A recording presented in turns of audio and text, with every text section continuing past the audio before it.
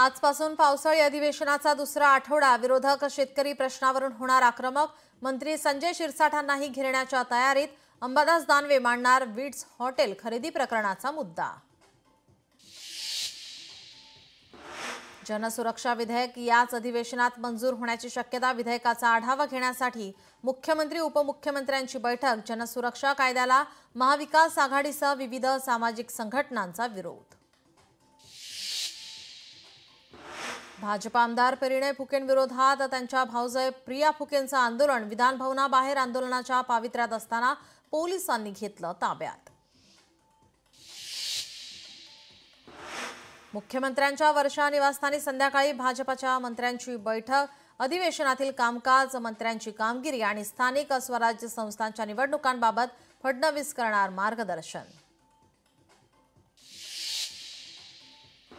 बच्चू कडू शेतकऱ्यांच्या कर्जमाफीसाठी पुन्हा आक्रमक. बच्चू कडूंची आजपासून 7-12 कोरा करा यात्रा. 7 दिवसात 138 किलोमीटर अमरावती ते यवतमाळ पायी यात्रा निघणार.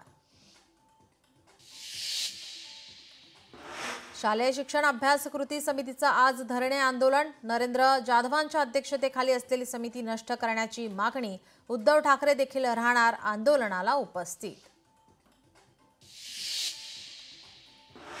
पुणे रेल्वे स्थानकासमोरील महात्मा गांधीजींच्या पुतळ्याची विटंबना करण्याचा प्रयत्न. सूरज शुक्ला नामक माथेफिरू पुतळ्यावर कोयता घेऊन चढला. रेल्वे पोलिसांनी घेतलं ताब्यात.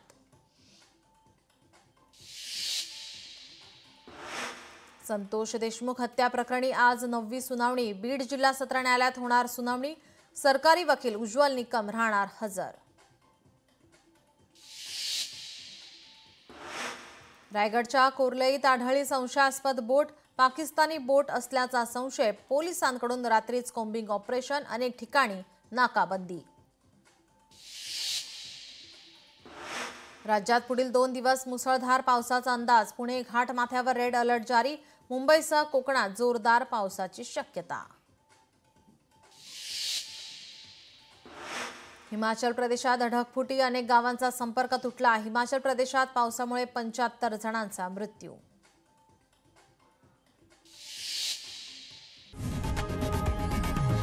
लोकशाही मराठी ऐका, पहा, जागरूक रहा.